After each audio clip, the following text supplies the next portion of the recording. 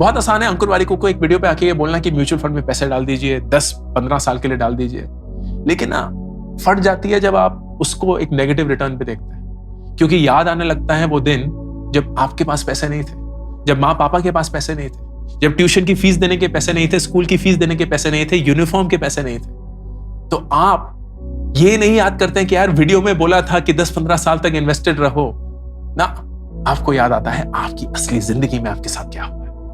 And इस पे जीत पाना is the most fundamental thing of life.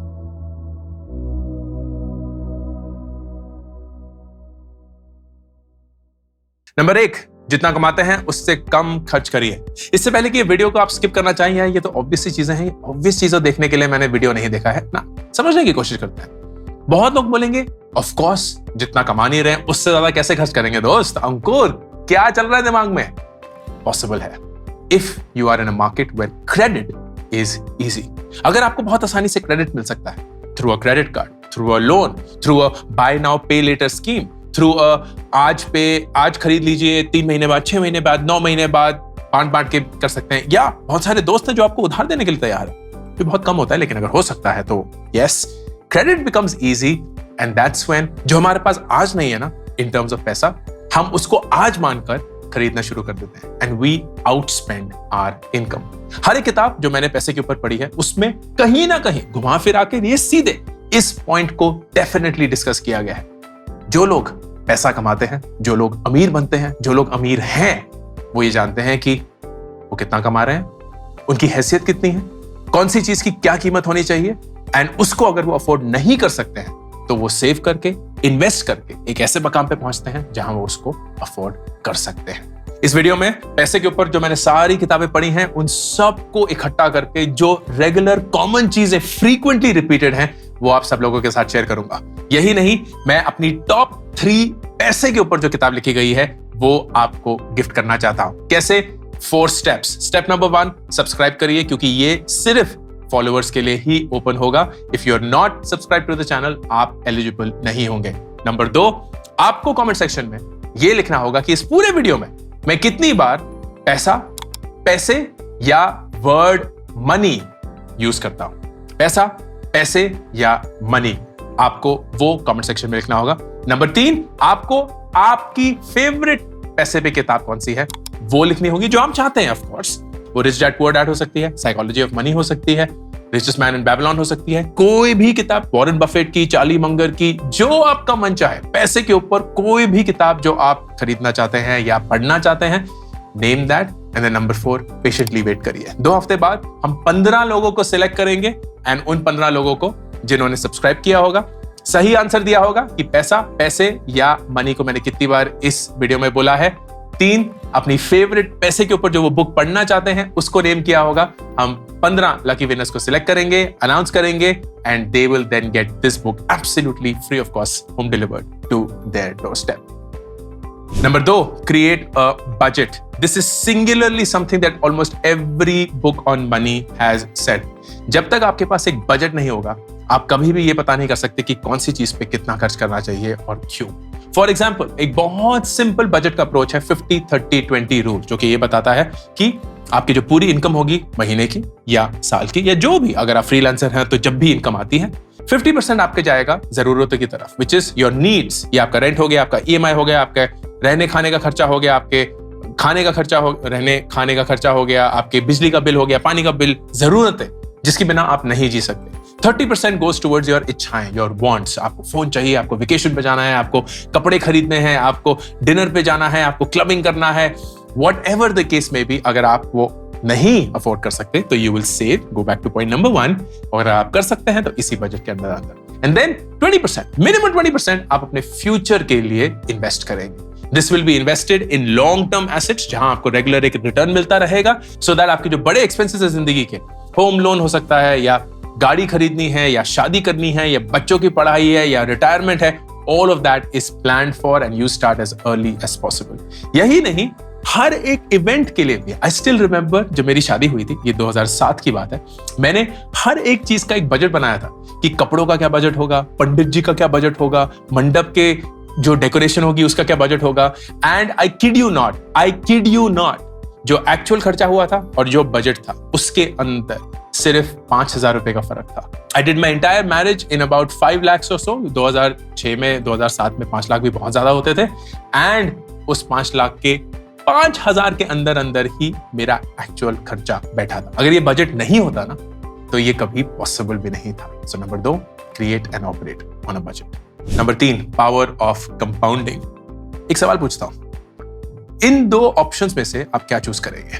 मैं आपको या तो इंस्टेंटली 5 करोड़ रुपए देने के लिए तैयार हूं, 5 करोड़ रुपए देने के लिए तैयार हूं, या मैं आपको 1 महीने के लिए पहले दिन से 1 रुपए, फिर दूसरे दिन से 2 रुपए, फिर उसका दुगना 4, फिर उसका दुगना 8 रुपए 1 महीने तक दूंगा। इन दोनों में से आप क्या चूज करें? अब अगर कोई इंस्टेंटली जवाब देना चाहेगा ना तो बोलेगा 5 करोड़ रुपए, 5 करोड़ रुपए मिल रहे, आप 10 ले लो, 20 ले लो, 30 करोड़ रुपए ले लो। Because you know at the end of the month जो 1 रुपए से आपने शुरू किया था वो कितना बन गया होगा? करीब 55 करोड़ रुपए। 55 करोड़ रुपए। हाउ? कंपाउंडिंग। इसका मतलब अगर आप एक रेगुलर रेट ऑफ रिटर्न से ग्रो करते रहते हैं ना, तो जो आपका ऑलरेडी बेस बन गया है उसके ऊपर आप ऐड कर रहे हैं, उसके ऊपर फिर एक और, फिर उसके ऊपर एक और, एंड दैट मीन्स धीरे धीरे जो छोटा सा नंबर है ना इतना बड़ा बनने लगता है कि आप यकीन भी नहीं कर सकते। And how does every money book make this happen for us? It says long term के लिए इन्वेस्ट करिए। अगर हर साल आपको 10-15% रेगुलर रिटर्न मिलता रहेगा, जो कि हर साल जरूरी नहीं है 10-15% ही होगा, कभी 20, कभी 10, कभी -5, कभी 25, कभी 30, कभी सिर्फ 5, लेकिन औसतन 15% अगर आपका चलता रहेगा on an average, that means कितने वक्त तक आपने इन्वेस्ट किया है ना, दैट विल डिटरमिन कि आप कितने अमीर बनेंगे। And that is the power of compounding. It is the 8th wonder of the world, and इसको आप कभी भी इग्नोर नहीं कर सकते हैं। इसलिए मैं अक्सर ये बोलता हूं कि जब भी पैसे की बात हो आप प्लीज अर्ली इन्वेस्ट करना शुरू करें।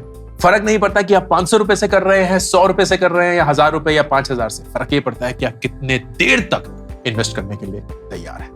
नंबर 4, पैसे एसेट से बनते हैं, लायबिलिटी से नहीं। इसका क्या मतलब हुआ आपको? इसका मतलब यह है कि जो भी चीज आपको पैसे कमा के देती है वो आपके लिए एक एसेट है। जो भी चीज से आपके पैसे गवाते हैं या खर्च हो जाते हैं वो एक लायबिलिटी है।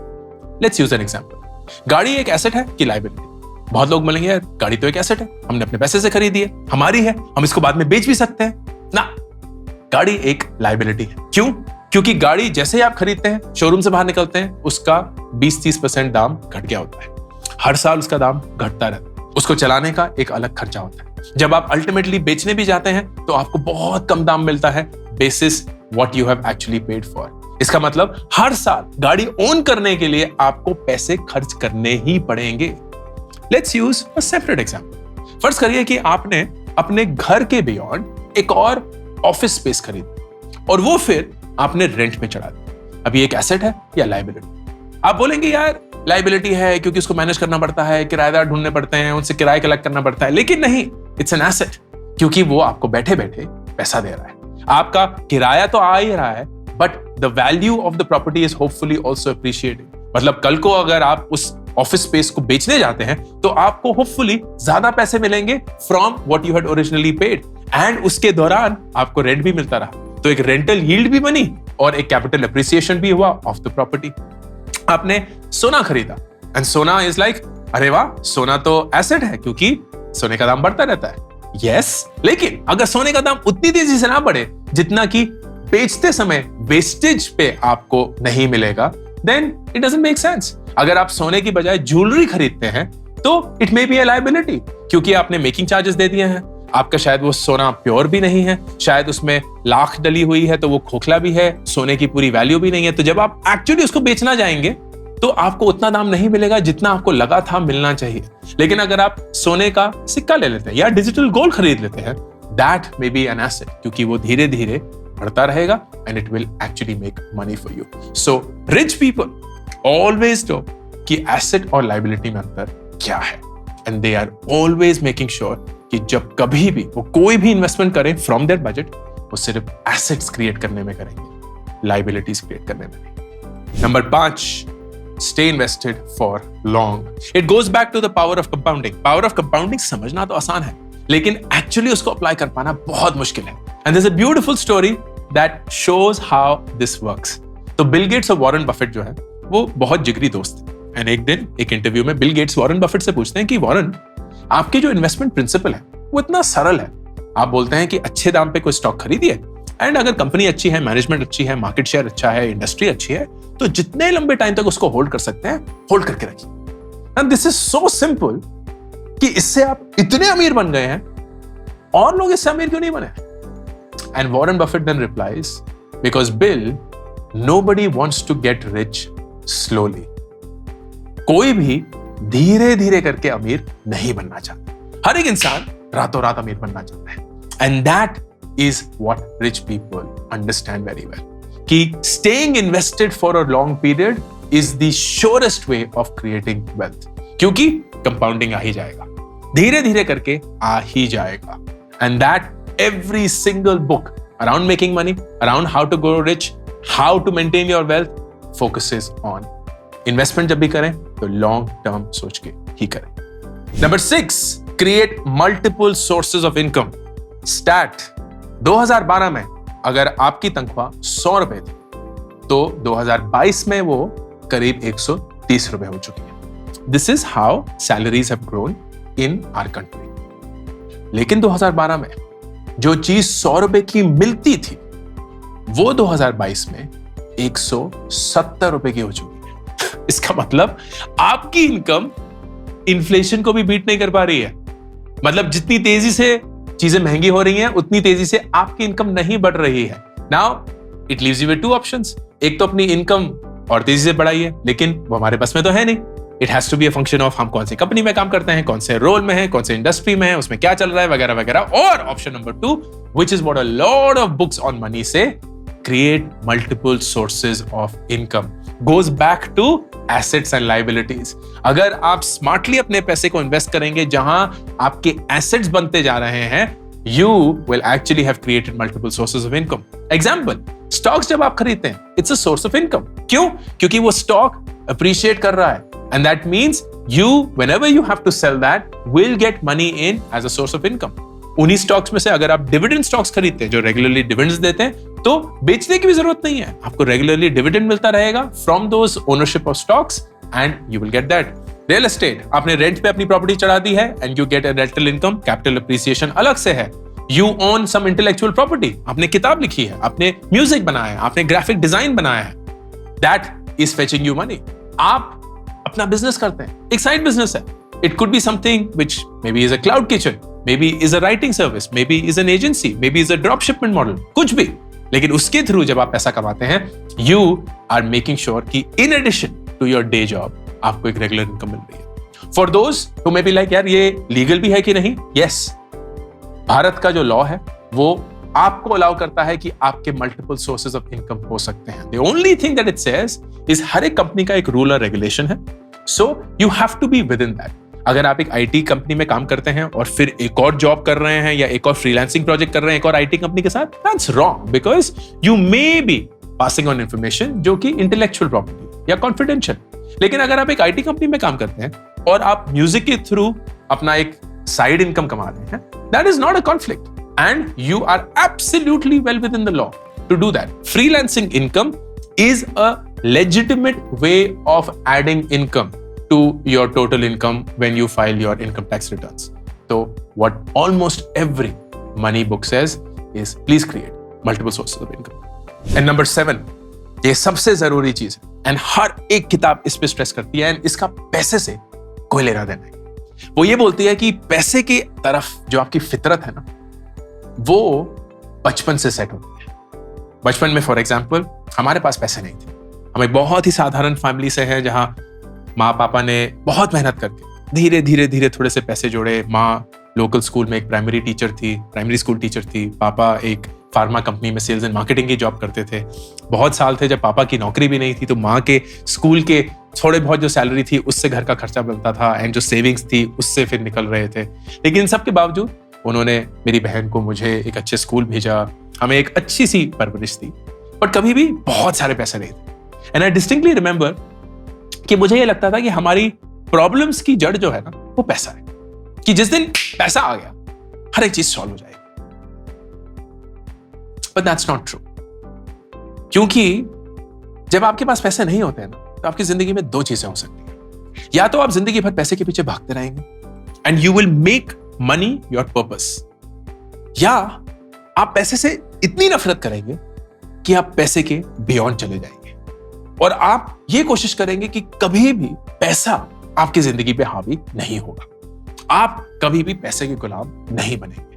नाउ आई डोंट नो कि इन दोनों में से कैसे कोई चूज करता है, लेकिन what I know for my self is, मैंने ये बचपन में ठान लिया था कि मुझे पैसे से इतनी नफरत थी, इतना गुस्सा था कि इसकी वजह से हमारे परिवार में प्रॉब्लम्स हैं, इसकी वजह से लड़ाई झगड़े होते हैं, इसकी वजह से तनाव है, कि मैं कभी भी पैसे का गुलाम नहीं बनूंगा, मैं कभी भी पैसे के पीछे नहीं भागूंगा। And that has remained there, and that is something that we all need to understand, कि हमारा जो पैसे के साथ का रिश्ता है वो ऑब्जेक्टिव नहीं है।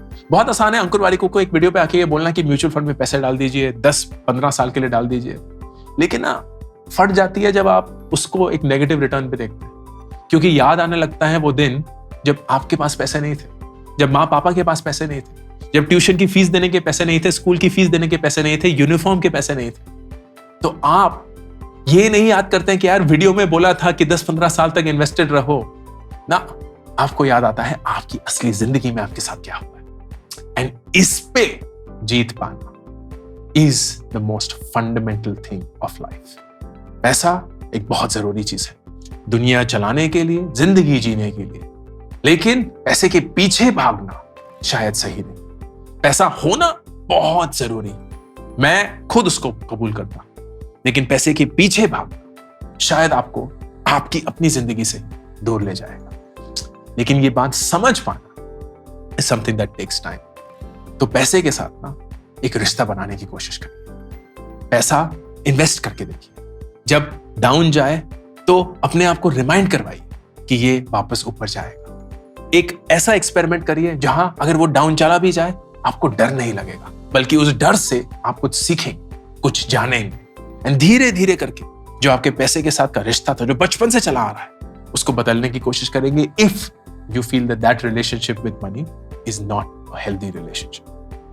And that is the seventh and perhaps the most important lesson जो हर एक पैसे के ऊपर जो किताब लिखी गई है वो दोहराने की कोशिश करती है। इस वीडियो में इन 7 लेसन्स के थ्रू मैं आपको कुछ ऐसी सीख देना चाहता हूं जो बहुत सारी किताबों में मिलती है, लेकिन आपको किताबें भी मिल सकती है। जैसे कि मैंने बताया, एक 4 step process. Step number 1, subscribe करिए, क्योंकि ये ऑफर जो है, ये कॉन्टेस्ट जो है वो सिर्फ सब्सक्राइबर्स के लिए ही ओपन होगा। नंबर 2, आपको कमेंट सेक्शन में ये बताना है कि इस वीडियो में मैं कितनी बार पैसा, पैसे या मनी वर्ड यूज करता हूं। नंबर 3, आपको अपनी फेवरेट पैसे के ऊपर जो किताब लिखी गई है उसका नाम लेना है जो आप पढ़ना चाहते हैं या आप आज तक नहीं पढ़ पाए एंड मैं आपको गिफ्ट कर सकता हूं। एंड नंबर 4, पेशेंटली वेट करिए, 2 हफ्ते बाद हम इसका रिजल्ट अनाउंस करेंगे, जहां 15 लकी विनर्स जिन्होंने सही जवाब दिया of the number of times मैंने पैसा, पैसे या word money यूज किया था, and we will then give them the book of their choice. I hope this was useful. Ankur Warikoo signing off. मेरी नई किताब Get Epic Shit Done अब मार्केट में अवेलेबल है। इस किताब में मैं 36 ऐसे सवालों के जवाब देता हूं जो आप अपनी जिंदगी से शायद हर रोज पूछते हैं। बहुत सिंपल किताब है, एक स्टूडेंट और एक टीचर के बीच में एक कॉन्वर्सेशन में ये किताब लिखी गई है। इस बुक को खरीदने के लिए लिंक Amazon का पिन कमेंट और डिस्क्रिप्शन में है।